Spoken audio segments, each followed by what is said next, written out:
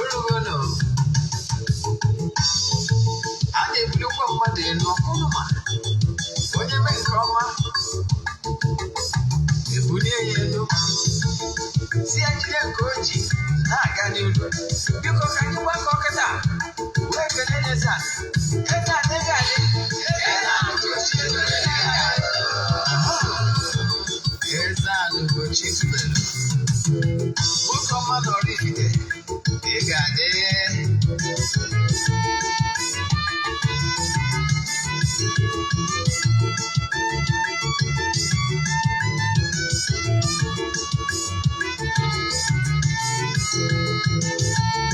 Ọdịnala bụ eziokwu. Ọdịnala bụ ụzọ ndụ. Ị ma na o nwere olu na-eti mkpu na-asị ụmụ Igbo chigharịa, ụmụ Igbo chigharịa. Kwa mbọsị ọ na-eti. N'ụtụtụ na abalị ọ nọ na nkụzi. Eze-Ana Ugochitubelu, onye ọma na oraifite, onye mgbasa ozi ọma ọdịnala gaba n'ihu. Eze-Ana Ugochitubelu, onye ọma na-eje eme ọnụ. Ọdịnala bụ ụzọ ndụ gaba n'ihu.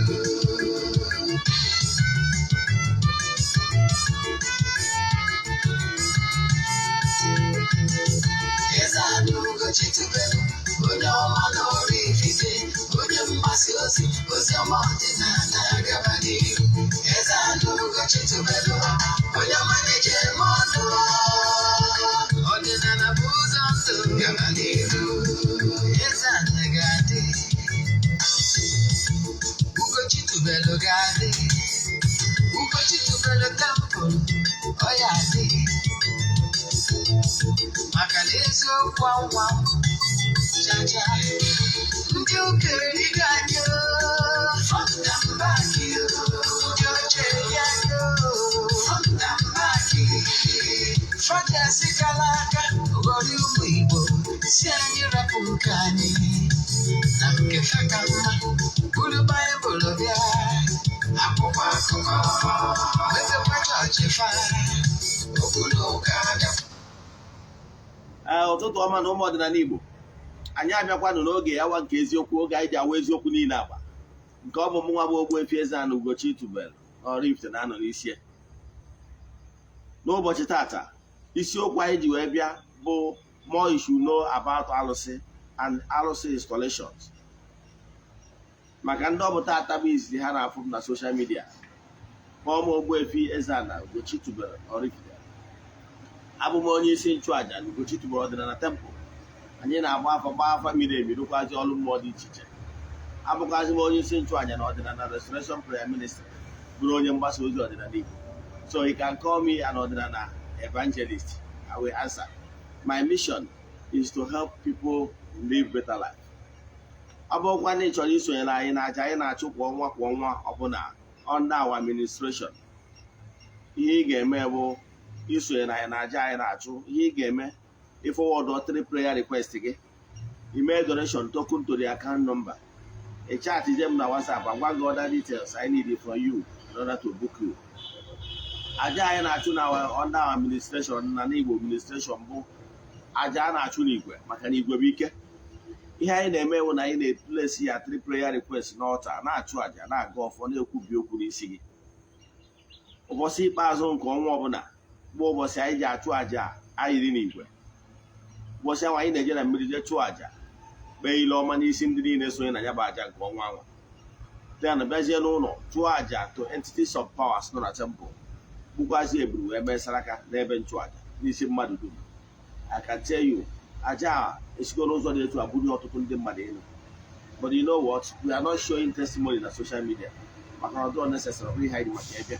But I can tell you na aja ebunigo ọtụtụ ndị mmadụ elu maka na ike dị na aja a na-achụ n'igwe. N'ọnwa November ka o mere exactly 2 years anyị bidoro ịchụ aja, and o nwere ndị na-esonye na aja si ebidoro ya wee gota. What you don't know is only a mystery to you. Isi isonye na aja, ihe ị ga-eme bụ isend elu meseji na WhatsApp. So ndị niile nwetụ na aja bụ ndị ga-enweta nchịkọta ya na WhatsApp. Ịgba afịa na anywhere na social media.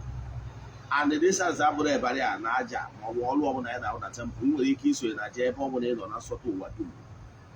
Chaatị m na WhatsApp 08138243871. I repeat 08138243871. Ihe a bụ WhatsApp nọmba iwe ike send message, I will respond. Mana ọ bụrụ na ịkpa akpọ ọ bụrụ na m dị busy, my PA will pick it. And I can tell you, you get what I usa almost immediately send your message. Come on, you're not check again. Then, because I say, I'm running in a Suela in a Sioku TV, where I know them. Because I not a like here, it's only also. He gave me Jenna my personal YouTube channel, Ogbuefi Eze-Ana Ugochitubelu, oraifite. You have a channel. Ị ga-afụ nkụzi a fụkwasị nkụzi ndị ọzọ anyị na-akụzi n'ọdịnala Igbo kwa ụbọchị ọbụla. Anyị nwere over 1000 lectures nkụzi anyị na-akụzi over the years. Ya bụ ihe ị kwesịrị ịgba. Ka ọzọ ọ bụrụ na ị na-watch site n'Eziokwu TV, o wee nwee Nollywood movie ọbụla ịwọchịrị na channel a bụ English movie, jee na Ugochitubelu movie productions, ị ga-watch ya ọzọ. Ọ bụrụ Igbo movie, jee na Eziokwu TV Nollywood movies, ị watch ya. Ka bụ ihe ị kwesịrị ịma wee na-ayọzi gị ka ị na-like ihe anyị na-eme, na-emetụ aka na share button, na-agwa ndị mmadụ gbasara Eziokwu TV, ka ị na-agbasa ozi a, ka Chukwu Okike pụrụ ime ihe niile gọziere gị ma kwudoro gị n'oge mkpa ma mezuoro ọchịchị obi gị n'aha Chukwu Okike pụrụ ime ihe n'oge niile si n'aka ya bịa. Ya gazie ka anyị banyezie na nkụzi anyị ji wee bịa. Mana before m echefuo, ọ bụrụ na ịbụ Friends of the Temple, echefuna na anyị nwere annual feast anyị na-eme agbọrọ Love Feast anyị na-eme every year ọbụla. Ya bụ Love Feast a dị ndị nọ na otu Igbanijele na ndị Friends of the Temple all over the world. Ya bụ feast anyị na-eme ya annual feast. A na-emekọta ihe ọnụ with my birthday bụ December 1. So you are invited. Ebe ọbụla ị nọ na-anụ olu, you are invited December 1 na my temple anyị dị n'Oraifite na Anambra State. Thank you. Mgbe ị na-eme nke a, ka anyị gaba n'ihu na nkụzi a. Nkụzi anyị ji bịa wa anyị kwuru nọọ ihe niile ị kwesịrị ịgba gbasara alụsị na etu esi ewube alụsị. Gee ntị ka nkọwalụ gị. Alụsị nke bụ afa mkpọbiri, alụsị abụrụ ihe ọjọọ, alụsị bụ alụkwụsị. Ihe a bụ Igbo concept spirituality. Alụsị bụ ma akpọtụrụ alụsị bụ na-akpọtụrụ entity of power. Ihe a bụ ndị anjelu nke Chukwu. Ndị ọrụ ha bụ they are like the conductors. Ndị ọrụ ha bụ ịfụ na-enwere harmony in the entire creation. Ọrụ ha bụ na ọ dị etu esi wee nwee president ọ na otu ọchịchị ya na Sorok. Enwezi agents of government. Ndị ọrụ ha ịda agagharị na-eme sure na enwere law and order in the society, in the country. Ọrụ ha ka ọ bụ ka ịgọzi ndị mmadụ ndị na-eme ọfụma. Then ọrụ ha ka ọ bụkwa ịpenalize kwa ndị adịghị eme ọfụma, those in the law court. Then ndị na-eme ọfụma recommend ha for national orders. Ihe akwụkwọ agent of government. Ndị na-enye na-afọ a na-enye award asị OON, MON. Ndị a niile ọ bụrụ Mr. President recommend, o nwere ike Mr. President amara ha, mana ọ dị agents of government they recommend ha. Etu a ka esi bịakwa na mmụọ. Agwara m gị na earthly governance bụ prototype of what is happening in the spiritual realm. Yes, n'ime mmụọ Chukwu Okike anọgo na tụrụ orie na-eri otuto. Nwezie ndị anjel ya ndị ọ bụ ọrụ ha ịfụ n'ụwa a wee ebe obibi wee nye mmadụ. Ọ ndị a part of this ndị anjel ya ka a na-akpọtu ha wee ka ha wee binye n'etiti mmadụ. Ọ ndị mmụọ ma ndị anjel ya akpọturu n'ụdị binye ka ha binye n'etiti mmadụ. Then ọ ha bụ alụsị. Ka nkọwakwa ya, alụsị bụ natural forces. Mana ọ mgbe akpọturu ha nye ha recognition, activate ya ha, recognize ya ha, ha na-arụ ọrụ pụtara ife nke anya na-afụ. Alụsị a na-ekewa ụzọ na-abụ. Alụsị nwere natural alụsị. Yes, nke ji aka ya dịrị n'onwe ya site n'ike Chukwu. Nwezi alụsị mmadụ ji aka ya kpọtuo so ya akụwagoro m gị ụzọ na mana weda ma natural arụsị maọbụ arụsị mmadụ ji aka ya kpọtuo mee stọọ ihe ha niile na-alụ ọrụ n'ike Chukwu. Eweziga ike Chukwu, they can do nothing. So n'ọnya ka anyị wee so n'ọsọ ofu Chukwu dị anọ n'ike Chukwu ka ndị anjelu nke Chukwu ji alụ ọrụ. Nke ka bidogoro na natural arụsị. Gịnị ebe arụsị? Arụsị wee ebe a kpọtụrụ ụmụ mmụọ, ebe obibi ụmụ mmụọ, ebe ụmụ mmụọ nọ dịka altar. So okwu arụsị ọbụla bụ an altar. Gịnị bụ altar? Altar wee ebe ewepụtara the sacred, ebe mmadụ ga-anọ wee na-communicate with ụmụ mmụọ. Yes, ọrụ ụmụ mmụọ bụ iburu ahịhịa ebugara Chukwu. Ịghọtara ya? Etu ahụ esi wee nwee altar n'ebe okpere ya anwa, nwee altar na various temples all over the world. Ihe a bụ ụmụ mmụọ na-eji ozi na ya bụ altar. Ọrụ ha bụ that they like conductors. A communicate between the mmadụ and ụmụ mmụọ dị beyond human comprehension. Now, gịnị ka m na-achịkọwa? Mma akụwala gị mma amalụ ụfọdụ atụ iji wee ka ị wee ghọta ihe bụ natural arụsị. Okwu mmụọ ka ọ bụ. Enwere some elemental beings. Ka m digress here to ka ị wee nwee ike flow. Enwere elemental beings and mystics ndị na-arụ ọrụ na all the throne of grace. Onye kpatara ịgụ akwụkwọ Revelation, ị ga-afụ ebe a gwara na enwere ihe anọ dị ndụ. Ihe anọ dị ndụ. They appear like animals. Maybe ụfọdụ ya afụ kwara asị na enwere the throne, the lions in the throne of grace. So to go show that even some matured mystics are also in the throne of grace. Now, ihe nchọrọ ịkọwara gị bụ na Chukwu okekere the 4 cardinal points. Those 4 cardinal points is cardinal elements. A group into 4. The air, the fire element, including the sun, the moon, the stars, and etc. Yes, represent the Eke market day in Igbo spirituality. Then when the water element, nke gụnyere the water sprite, the mammals, etc. Ha niile ka group under the Orie market day in Igbo spirituality. Then enwelo the air element. All ha ka a group into Afo, both the early being, both salamander. Now in Afo market day. Then in the Nkwo market day, who happens to be the mother earth, Nkwo, who feminine energy, both in Nkwo market day. Now, and well the earth element, nke gụnyere the gnomes, all have we make the rock. Or even on a rock na-egwu rock na-egwu go and verify.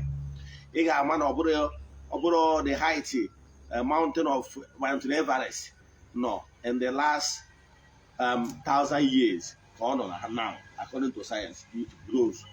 Or if we see the cave and those wonder natures. If no nwere the elements those architectural works in Africa and as amusement center or maybe sight scenes in Africa all over the globe. Here na-achịkwa na-enwere the gnomes ndị ọ bụ ọrụ ha grow those rock and ịhazi ihe dị n'ala a na-eje ozi. Then enwere other earthly element agbọrọ the herbs. Those herbs kedu ihe a na-alụ? Herbs bụ ndị ọrụ ha grow those plants. They live in plant, assorted types of plants. Yes. Then mana enwere some plants they highly sacred. Those plants who like an abode, a dwelling place for those supernatural beings called elements, called the herbs. Yes. Same button ị nwere ike ịfụnanya dịka novice bụ na ị ga-notice nwere some flowers and some trees nwere a particular time ha ji irradiate fragrance, sweet fragrance that sometimes you can notice them as a novice. You can notice na the beings, maybe the bees and the butterflies and the insects frequenting that particular flower at that particular time, to show you that there was some activities going on in that particular plant. With this earthly cloth, there is earthly anya, mana spiritual anya. There was spiritual movement. The ife na-eme na ụmụ mmụọ na-aga, ndị na-aga, ndị na-apụ. Ịghọtara ya? Nke a bụ ihe ị kwesịrị ịma. Then ihe ọzọ nchọrọ ka m kụwaziele gị bụ na na-enwere those plants, trees, dị very sacred in nature. In nature, ha dị attracted. Ụmụ mmụọ na-ebi n'ime comfortably because of the composition of that particular sacred tree. Like ngwu, like apple, like oji, and many others. So Uwo is like a dwelling place for Umummo, because there were some certain things that they in common with Umummo. It will interest you to know that now, in this soil composition, name some plants I say now this particular plant in a carry no budo de tua, more name carry no budo de tua, is because of the soil composition of that particular area. But I didn't hear Jeme. Macanade for ne croca, or cademe, your simple means that the root of the corn, Gagani man, and then see all the nutrients that have something to do with corn. Then on if no car game up, because now the composition of corn, the two plenty, now that's soil. But the actually Kowala Gabona. Now those sacred trees, where money be. Originally, and the man had those sacred trees. How Jackie and na queer. Yes. Why can you call the herbs? Hana garden remember it was careful for Nima. There will be like say Nahabu beds. Mano Hane Jack Aburum Proji, Jacko actually caught it. I gave Moja the boy other. I gave him good ever good other. I gave Abu Calette or Abundi Chia the bottle later. Oh, morning. Have you asked yourself why is it the one you are not going to know Yakuroji? All the ever sorry, I know more. Danya take a notice, can use your language, Gama. When you can have what the cafe. Manoha can will say the seats. Then you can say about order, a back or got a back. Here in our creation. Didn't have Angelum Kechu, all have a for that creation, or had to defy the world. The elves. So those elves will ever happy. Who was to see Hana like he be near. Yes, Ebo will for Oji. Oji will a potential Ebo Mobi. Iroko. Et to call the Apple Calete. Every amount that got your old Siabu. Whether more Abundi Miri, Abo Calete, more Abundi Che, more Wungu, and rest of them. All those secretaries. Get na check Waleona. Now, secretaries you want to follow who a potential Ukumwa Arusi. Yes, I don't come with your Ukuna. About one day for Abo Calete. That is Abundi Miri, or potential Ukumwa they are. Otaria, etu akodi na ungu. Come on, follow a potential ebe ndị mmiri gị megide bi. Otaria, so akpọ kalete bụ akpụ ndị mmiri. Etu akodi ma ọ bụ ọjị ma ọ bụ ungu ma ọ bụ nke ọbụla. So ihe na-achịkwa maka ya. Ihe na-achịkwa maka ya bụ na okwu osisi ọbụla secretary ọbụla efuru. Secretary of the effort will be very sacred, and you have no more opinion. Yes, you have no more opinion. No more opinion. Because no Arusi problem. Naturally, more Brigonia. Money was the key man in order to activate those who more on here. But in the key game, Aburona now good. Then I'm going to beg you. You try activate ya. And what you can do game, nke mbụgoro na ị ga-eje godorie wee sị ya nnọọ wee gwa ya na ịma na ha penụ wee wapụrụ ha ọjị tụọrọ ha nzu tụọrọ ha edo iji sị ha nnọọ ịmawazie ya akwa. Ihe eji amawa okwu ụmụ mmụọ akwa bụ nke mbụgoro to recognition na ịmawara ya akwa ka ofu ihe ọ pụtara bụ na ị ga-asị ya nnọọ. Then nke ọzọ bụ ka pasabai ka onye ọbụla na-agafe ebe ahụ marụ na osisi dị etu a adịgo activated. Ihe ọ pụtara bụ na ụmụ mmụọ nọ na ya na-asịgo ha nnọọ, ha anọrụgo ọrụ pụtara ife maka ihi okwu mmụọ. Onye akpatara na ị nwere ike ijegoro n'okwu mmụọ dị iche iche. O nwere okwu arụsị ị ga-eje dị iche iche ịfụ ọda ụmụ mmụọ dị iche iche. And weda ma arụsị ebe arụsị weda ma ọ bụ arụsị mmadụ kpọtụrụ onye nwere dị pawa ma ọ bụ ndị nwere dị pawa kpọtụrụ ma ọ bụ arụsị dị ire onwe ya ha niile na-alụkọ ọrụ for good. Ha niile na-alụkọ ọrụ maka otuto nke Chukwu Okike. So they work in harmony. Onye akpatara na ifugo n'ebe a kpọtụrụ ofu mmụọ ọ bụgo nọọ mmadụ kpọtụrụ ya n'obodo kpọtụrụ ya, arụsị anwa nọrọ ebe anwa n'ụtọ na arụsị anwa nọ ebe a na-alụ ọrụ n'afa Chukwu Okike nke pụrụ ime ihe niile, ya na ụmụ mmụọ ndị ọzọ na-alụ ọrụ from the light region na-alụ ọrụ dị mma ga na-work in harmony. Onye akpatara na o nwere ike agba arụsị alụgodo ọrụ obere oge ụmụ mmụọ ndị ọzọ na-abịakwuchie ha na-ebi ibu ka mma alụghị na be nna m bụ arụ nwere arụsị anyị na-efe na ụmụnna anyị a na-akpọ ụlasị. Arụsị nwere mmiri ụlasị ahụ ọ bụrụ na m bụrụ the eldest man na my clan ọ m nwere agba aka ji ọfọ na dị ala, so a na-efe n'okenye. Now dati arụsị a na-akpọ ụlasị nọ emesịa akpọ ọkalete maka na arụsị nwere mmiri akpọ ọkalete dakwuo. Ịghọtara ya?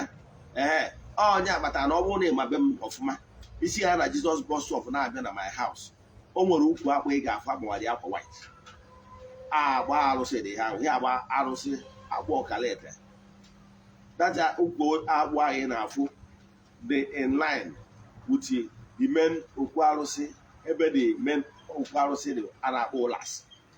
So onye na-eje onye ọ na-efe data okwu arụsị a na-akpọ ụlasị na-abịakwa attend to that akwa ọkalete. Akpa ọkalete ahụ bụ na ome road kewalụ dị men ebe akpụ anwa nọ na dị men ebe okwu arụsị dị, mana ofe o belong to that arụsị. Ghọtara ya? So ukwu osisi akpụ ọkalete ahụ na onwe ebe arụsị dị onwe. Ghọtara ya? So ka ịfụ na arụsị ọbụla arụsị niile o nwere arụsị wụ nature like akpụ ọkalete ma ọ bụ ngwu. Na oke ha mbeje na temple anyị o nwere mgbe nnukwu nna anyị merụ dibịa mgbe gburugburu, mana nna nke mụtara m direct jere ụka. O wee bụrụ na abịa n'ihu be anyị wee na-ada oge my father nọ, mana n'ụtọ na ya nwa na onwe ya na-eje ụka ngwuda oje gbuo ngwu anwa ngwuda ogbuo ngwu anwa. O nwere nke emegịtagwu sef ọ na-akọntinu ogbucha ya a na-amụzi ọkụ n'ime ngwu anwa in order ka ọ ghara ichigata azụ. So I megidoziri abuse that time ngwu a kwụsị during my name of my father. But my father nwụsịsịalụ many years after, over 6 years after, bidozie mgbe m ji wee chigata n'ebe so bido ọrụ aka m na-alụzi. After some years m bidokwazi kpọtụkwa ụmụ mmụọ gwa ndị nna nna anyị hara m echigatago n'ihu ọrụ na ya bụ okwu ahụ akpọrọ ndị nna nna anyị ha kpọrọ nna m akpọrọ m na mma arụ ya. Mgbe m bidoziri ọrụ a arụrụ m ọrụ a 2 years ngwu chigata azụ. That particular ngwu anwa agbọburu ọkụ for many years, over 6 years ọ dị ekwuzi chigatakwaziri azụ kwuekwazi. Onye kpatara na ịbịago n'ihu be m ị ga-afụ ebe data ngwu a dị. Ngwu a ka dị very small, mana ya ji wee mawa ya akwa bụ ka ndị mmadụ ghara ịbịa na akpara ahịhịa ya eji esi ọgwụ. Yes, ọ dị opposite my gate, so ọ ngwu ka ọgwụ. So onye gaji asị na ọnwụ ugbo egbu ngwu na mma ya ma nata nkọ maka na arụsị ka ọ bụrụ ọdịnarị tụọ sekretịrị ka ọ bụ. So etu ahụ ka ọ dị ọda sekretịrị ndị ọzọ. So any particular ọjị ọbụla ịfụrụ dara na be ụnụ abịa mawa ya akwa, ihe ọ pụtara na-atịbetigo mmụọ nọ n'ime ọ bụrụ ọzọ ọdịnarị ọjị mmụọ anọrụgo ọ bụrụgo okwu arụsị. Etu a ka ọ dị. so ndị a na ndị ọzọ gasị bụ all those secretaries ma ebido kpọwa afọ one after the other bụ okwu mmụọ ifu ha na-akọ white na ya ịmarụgo n'okwu arụsị ka ọ bụ ka ofu then nke ọzọ si chọrọ ịkụwa maka ya bụ ọ bụrụzie na-enwere nwere arụsị mmadụ ji aka akpọtu kere arụsị mmadụ ji aka akpọtu enwere ndị anjelu nke Chukwu ndị na-agagharị na-eme mma etu esi wee bịakwa n'ụka wee gwa gị na-enwere 9 choirs of angels ọkwa eziokwu na-etu a ka esi nwekwa ndị anjelu nke Chukwu asị gị na-enwere ndị the throne the cherubim and seraphim na-enwere the angels na-enwere archangels etu a ka ọ dịkwa n'ọdịnala ọdịnala anyị fụrụ ụwụ kpatara na arụsị ọbụla nwere ihe ọ na-alụ enwere arụsị ndị ọrụ ha bụ ị na-eweta source of blessing iweta ihe ọma guys na-announce etu angels si abịa announce favor according to Christianity concept etu a ka esi nwekwa arụsị ndị ọrụ ha bụso ihe ọma ka ha na-eweta nwee ndị arụsị ndị ọrụ ha bụ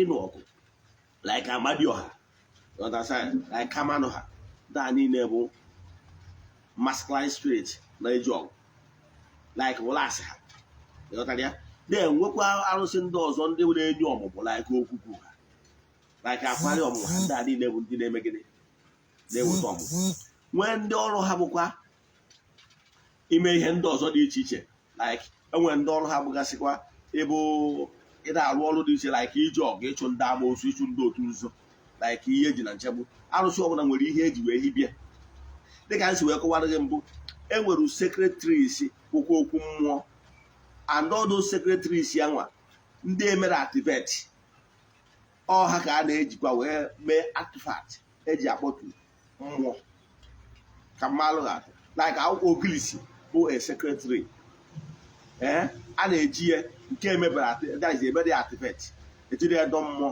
enwere ike iyuzu nke a wee ka afọ artifact like ịbịa na obi m na ihe afụ osisi ngwu eji wee rụọ ọrụ ohia na-akpọ oche mpata osisi ngwuru ya ahụ ya nke emebere activate ka eyuzu so achọghị n'ime sacred artifact a na-eyuzu some of those osisi anwa mmụọ na-ebi n'ime ka ọ ghara ịkpọtuo mmụọ na ya ọbanye so mana abịazie na arụsị nke mmadụ ji aka akpọtu agwara ngịda ọdị na ụdị dị iche iche etu esi nwee 9 choirs of angels with different work etu a ka esi kpọtukwa arụsị ọbụla with different work mana ihe a chọziri ka arụsị ahụ alụọ ga-editaminu ihe ndị ha ga-eweta dị in line with that arụsị a chọrọ ịkpọtu example ọ bụrụ na arụsị a chọrọ ịchọkpọtu uwe arụsị were abụ maka ngwu na-abụ arụsị for protection ịmarụgo na naturally na ngwu bụ protection so a ga-eje chọba osisi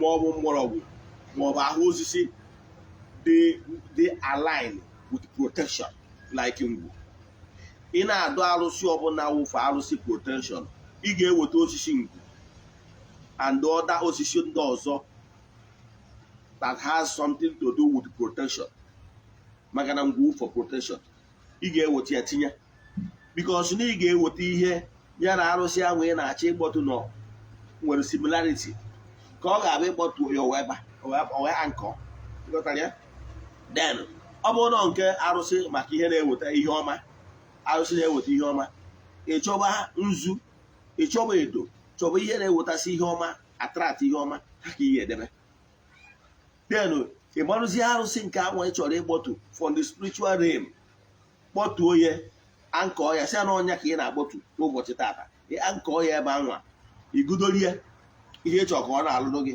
gudorie ihe ị chọrọ ị na-emeri ya ankọ ya ebe a tidie ọfọ na ọ bụrụ na ị nwere oke nke nga nwee the power imewuye agbakọ mmadụ na-emewuye ịkpọtuo ya ọkwụrụ etu akwa ka ndị nna nna anyị ha si wee kpọtuo arụsị dị iche iche nke edebere na dịka arụsị obodo ihe abụrụ ndị okenye na-esi na different families wee bịa n'ọnụkụ anwa chọrọ iwuwe nya bụ arụsị maka na agwa na arụsị ọbụla bụ nwere ọnụkụ nwunye na ọbụla arụsị obodo that kindred that clan nwunye nụ ihe ọ pụtara nọ ndị elder from that particular clan bụ ndị nwunye nụ however the arụsị abụzi maka obodo niile maka village niile ma na-enwere clan nwunye ọ clan ahụ nwunye ka a ga-esi na ha na-enweta chief priest so abịazie egbe ahụ ndị okenye nọchitere anya those clan, those families from that clan, ọ ha ya eweta ọfọ ha wee bido gudobe wetasịrị ihe niile that has to do with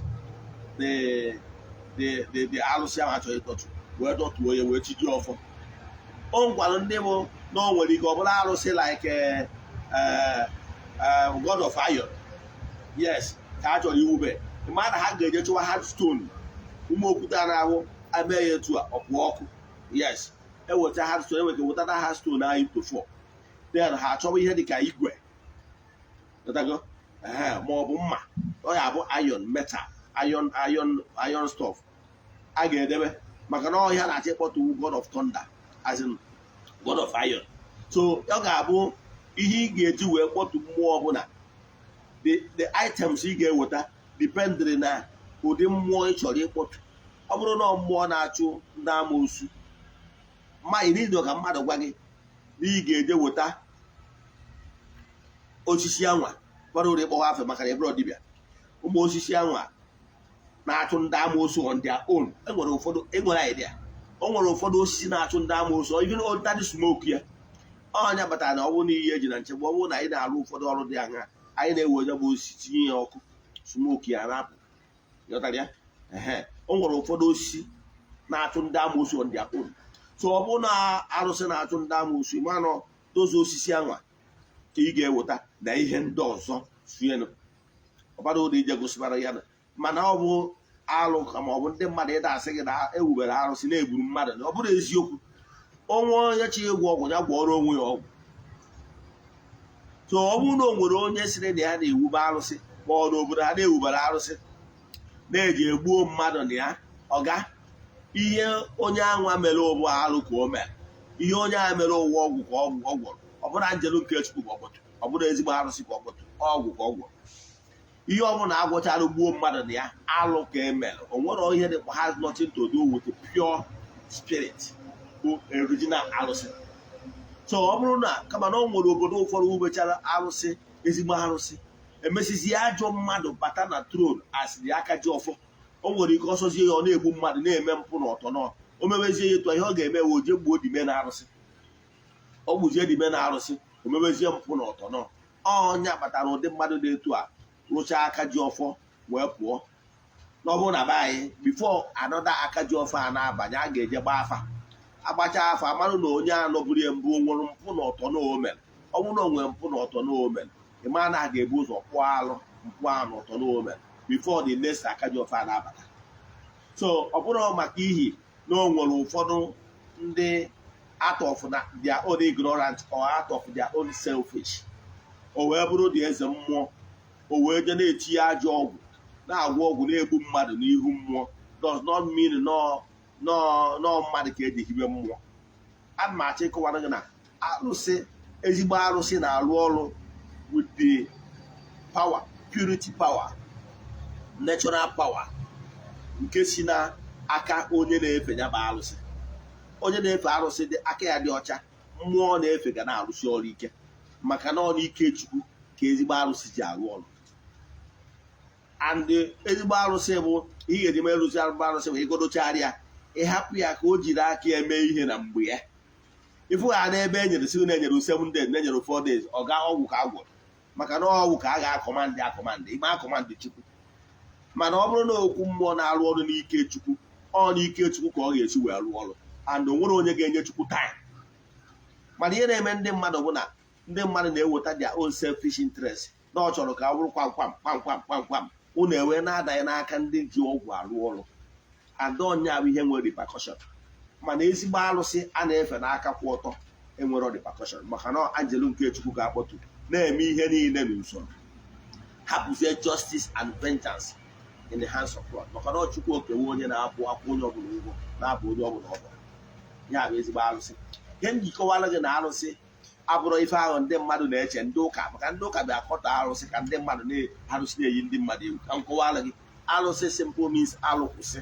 Gee ntị, ọ bụrụ na ịdọ etu ị nọkịta n'ịbụ onye ọdịnala, i wee jee na arụsị ikwu nne gị wee si aka ji ọfọ n'ịbụ onye ọdịnala, na ị chọrọ ka arụsị ikwu nne gị ka i buru ya bụ arụsị ikwu nne gị na-abịa nna gị, onye enyeghị isi mmadụ, onye nye gị aka mmadụ nwere ihe ndị a bụrụ onye arụsị ọ ga-emere ya bụ onye na okwu arụsị owere nzu dị na arụsị anwa ma ọ bụ edo dị na arụsị anwa tinyere gị n'ọkụ si gị bụrụ na gị eruzie ka esi arụsị be nnukwu nne gị nnọọ igbo ori ya anụ spons ya ha nsa klen arụsị a ga na alụlụ arụsị ka ọ bụ ịmara etu a fada si awa weta olu nso o mechaa eso n'ọgụ Jizọs ka ọ na-agbadisizie na-enye ndị mmadụ ọ na-agwakwa ndị mmadụ na ndị niile a ọ na-atụpe eche ma ndị atụpere atụpe nyechaa ha n'ọkwa Jizọs bụ nnata tee one Jizọs a anụkwa na nke mpempe a anụkwa na nke nnukwu agha dịka efere a na-eti na mostras ịghọtara ya tee na-achịkọwara gị bụ na ije ikwu nne gị taa jee n'aka aka ji ụfọdụ ebe a sị ya na ịchọrọ arụsị ikwu nne gị n'ihi na-eme dibịa ma ọ bụ n'iwu onye ọdịnala na ịchọ ka arụsị ikwu nne gị dị be nna gị ihe ọ ga-enye gị bụ nzu ma ọ bụ aja ma ọ bụ okwute from that mmụọ so ọ na anyị chezina na arụsị wụrụ arụsị ọ bụla ịfụrụ ebe e nyiri mmadụ o nwere ndị nyiri mmadụ na be ụlọ ị mara na ha mere out of their own ignorance don't generalize it don't say na arụsị ọbụla mmadụ ka enyi onye nwere the power ya kpọtuwu mmụọ kpọtuo arụsị ọkwụrụ na-arụ ọrụ ịmara what you don't know is only a message to you. Enwere ndị wu mystic in nature. Nwere the power ịkpọtuo mmụọ kpọtuo arụsị wubie ọ bụrụ ọlta ọ na-arụ ọrụ ihe imewuru abụrụ ihe onye ọzọ emewuru a na-akpọtu mmụọ so ihe na-achịkọwa na arụsị wee baa ankọlụ Ikechukwu agbọtụrụ anjelu nke Chukwu wee nye ya ọnọdụ ka ọ nọ n'etiti ndị mmadụ wee nọrọ nso n'etiti ụmụ mmadụ wee na-agọzi ụmụ mmadụ etu anwa Katọlik na obere ndị Rom ji kwenye na-aga akpọtụ chi ha o wee nọ na chapel na Blessed Sacrament na-agọzi ndị mmadụ etu a ga-awụ the Igbo concept of ka agbọtụọ ụmụ mmụọ ka ha nọ n'etiti ụmụ mmadụ to ensure peace and harmony in our various societies and communities. So alụsị abụrụ ebe e gburu mmadụ however onwe dibịa ọbụla ma ọ bụ obodo ọbụla out of their own ignorance ha sị na ha gbọtụrụ arụsị wee jee nye mmadụ ebe anwa ihe ha mere ụwa tabu ọmụnwa bụ descendant of nri ya gwa gị ihe ha mere ụwa ọchụ ka ha gburu ihe a ha mere ụwa ọgwụ ka ha gwọrọ ihe a bụrụ ezigbo arụsị andata arụsị a ga-emecha nyebe ha nsogbu maka na ihe a ha kpọrọ arụsị abụrụ arụsị n'ọgwụ agwọrọ agwọ ịghọtara ya ezigbo arụsị abụrụ ka m gwa gị ọ bụrụ na iwe mystic in nature na iwe dị power iwetagoro original ezigbo stone 4 stone keep where 4 stone represent the 4 cardinal points then make the declaration kpọtuo mmụọ na mmụọ ya dị once you go chụba aja ebe ndị aka gị dị ọcha hikwara mmụọ akpọ ya ịgba ọnụ that altar anwa dị na cathedral that altar dị na temple kụrụ onye mere consecration ọrụ okwu ekwubiri ekwubi altar adịile ịmara so na-akọmpuzi onwe ụlọ ihe m na-achịkọwara na ọtụtụ ndị mmadụ boro ọdịnala ji na aja in order to harm it etu esi awụ nọkọta mmadụ ebo nkịtị aja afa in order to hang it ọ ihe mere so ọ bụrụ that from today inwezina concept n'ebe ọ bụla efuru okwu arụsị ọ bụrụ ebe e nyiri nwa ada ma ọ ebe e nyiri nwaanyị ma ọ ebe e nyiri beji ma ebe ihe niile awụ lies ndị akọnkọ nke e wee nwee ike nye ọdịnala badme ka nkwụsị ebe a inwe ajụjụ na nkụzi a sendịalụ m meseji na WhatsApp meseji na WhatsApp aga m enyere gị aka WhatsApp nọmba ị ga-eji sendịrị anyị meseji ma ọ bụ na ịchọ ka agbaala gị afa mmiri ma ọ bụ na ịchọ ka a jụọ ajụjụ ọbụla na nkụzi a sendịa ya 0813 8243 871 I repeat 0813 8243 871 n'aha Chukwu Okike nke pụrụ ime ihe niile agụọ m ọfọ n'isi ndị niile ihe anyị na-eme na-amasị ndị niile na-abụ ha nweta meseji anyị atụsara ya ndị mmadụ asị m na ọmaka ga-emere ụnụ asịkwa m na onye ọbụla ajọ mmadụ ọbụla sị ka o mee ụnụ na ihe ọmụ na-ama eru ụnụ aka ihe na-eme ajọ mmadụ mee ajọ mmụọ ọbụla sị ka ọ nọchie n'ụzọ n'ụlọ ama apụta ihe asị m ihe na-eme ajọ mmụọ mee mmụọ ahụ asị m na ụnụ ga-ejere obodo na ụnụ ga-ada obodo na bido taata na onye ọbụla na-ejere ụnụ aja ije na ọma elu ochi ọnwụ na ọ ga-eru na ọ ga-anwụ asị m na kakaka ya mụ na jiji ya mụ ụlọ asị m na ụnụ ga-ejere obodo na-adara obodo asị m onye si ihe ụnụ ji wee dị ndụ ụnụ ga-adịgbo onye a na ndụ onye si ụnụ ji nwa nọrọ na ụnụ ga-anọgbu onye a na ndụ asị m ifeọma ya ebere ụnụ asị m ihe ụnụ ga-eribịa ihe eru ụnụ abịakwana n'aha Chukwu Okike nke pụrụ ime ihe niile onye ike niile si n'aka ya bịa ya gasịe ka ọ dịkwa echi niile n'oge awa nke eziokwu ka ị na-enene vidiyo a biko na-emetụ aka na share button na-agwa ndị mmadụ site n'ụzọ dị etu a na ị ga-esi n'ụzọ dị etu a wee zụọ ọtụtụ ndị mmadụ ndụ site n'ụzọ dị etu a wee ketakwa elele na ngọzi nke Chukwu Okike nke pụrụ ime ihe niile na-enye n'aha Chukwu Okike nke pụrụ ime ihe niile ọ dịkwa ndị enyi m ndị metara ezi enyi m metara onwe m na soshal midia ọ bụrụzie na o nwere meseji ị chọrọ isendịrị m personal na my private WhatsApp message only send the message na WhatsApp 0805 7837672. I repeat 0805 7837672. Daalụ kwanụ.